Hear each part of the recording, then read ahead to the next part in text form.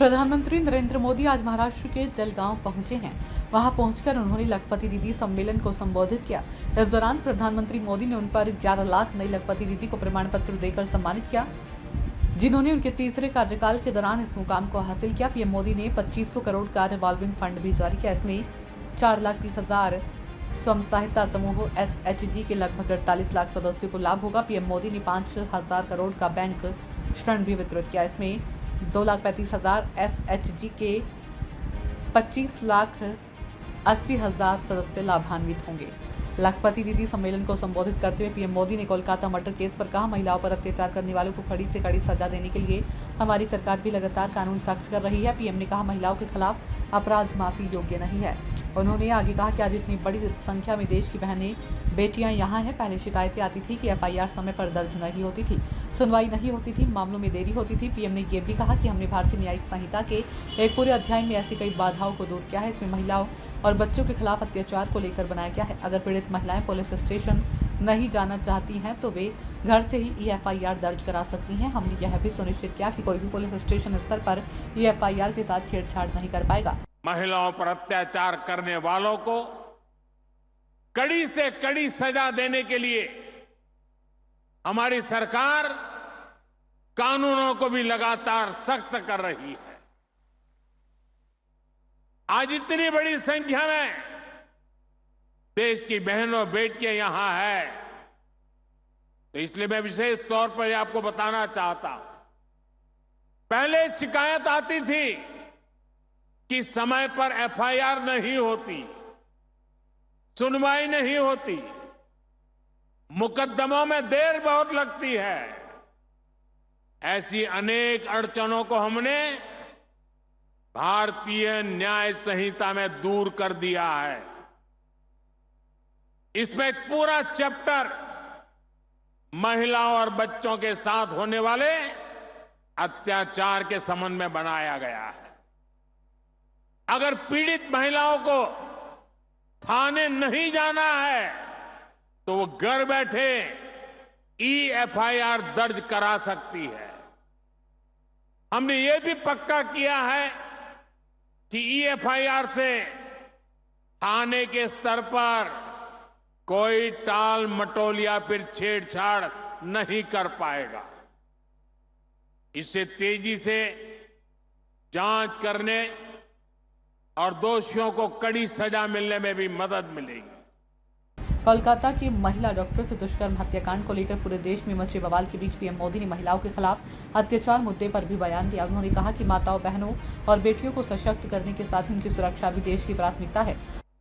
अस्पताल हो, स्कूल हो, दफ्तर हो या फिर पुलिस व्यवस्था, जिस भी स्तर पर लापरवाही होती है सबका हिसाब होना चाहिए।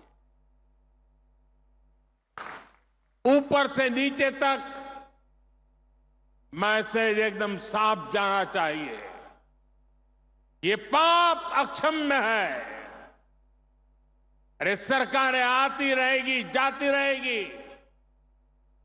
लेकिन जीवन की रक्षा और नारी गरिमा की रक्षा इस समाज के रूप में भी और सरकार के रूप में भी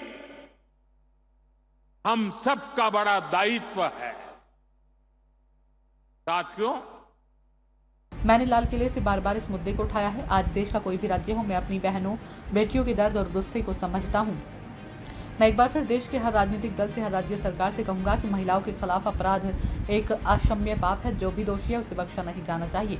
किसी भी रूप में उसकी मदद करने वालों को बख्शा नहीं जाना चाहिए। अस्पताल हो, स्कूल हो, सरकार हो या पुलिस व्यवस्था, जिस भी स्तर पर लापरवाही हुई है सबकी जवाबदेही होनी चाहिए। उसका सबका हिसाब किया जाना चाहिए। ऊपर से नीचे तक संदेश बहुत स्पष्ट जाना चाहिए। ये पाप अक्षम्य है। सरकारें आती जाती रहेंगी, लेकिन महिलाओं के जीवन की रक्षा और उनके सम्मान की रक्षा समाज के तौर पर और सरकार के तौर पर हम सब की बहुत बड़ी जिम्मेदारी है। साथियों, माताओं, बहनों, बेटियों का सामर्थ्य बढ़ाने के साथ साथ उनकी सुरक्षा भी देश की प्राथमिकता है। मैंने लाल किले से भी बार बार इस विषय को उठाया है। आज देश का कोई भी राज्य हो, अपनी बहनों बेटियों की पीड़ा को, उनके गुस्से को मैं समझ रहा हूं। मैं एक बार फिर देश के हर राजनीतिक दल से कहूंगा, हर राज्य सरकार से कहूंगा कि महिलाओं के खिलाफ अपराध अक्षम्य पाप है। दोषी कोई भी हो, वो बचना नहीं चाहिए। उसको किसी भी रूप में मदद करने वाले बचने नहीं चाहिए। जलगांव कार्यक्रम में पीएम मोदी ने कहा कि उनकी सरकार ने पिछले 10 वर्षों में महिलाओं के लिए आजादी के बाद सभी पिछली सरकारों की तुलना में अधिक काम किया है। पीएम मोदी ने यह भी कहा कि 2014 तक महिला स्वयं सहायता समूहों को 25,000 करोड़ से कम ऋण दिए गए थे, लेकिन पिछले 10 वर्षों में 9 लाख करोड़ दिए गए। पीएम मोदी ने इस मौके पर आगे कहा कि लखपति दीदी बनाने का ये अभियान सिर्फ बहनों बेटियों की कमाई बढ़ाने का ही अभियान नहीं, बल्कि ये पूरे परिवार को, आने वाली पीढ़ियों को सशक्त बनाने का महा अभियान है। साथियों, नए कानूनों में नाबालिगों से हुए यौन अपराधों पर फांसी और उम्र कैद की सजा का प्रावधान किया गया है।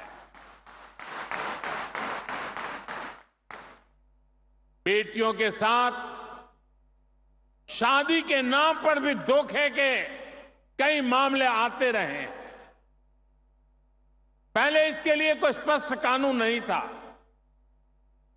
अब भारतीय न्याय संहिता में शादी के झूठे वादों और छल को भी साफ साफ परिभाषित किया गया है। मैं आपको विश्वास दिलाता हूं, केंद्र सरकार महिलाओं के खिलाफ अत्याचार रोकने के लिए हर तरीके से राज्य सरकारों के साथ है। हमें भारत के समाज से इस पाप की मानसिकता को मिटाकर ही रुकना होगा।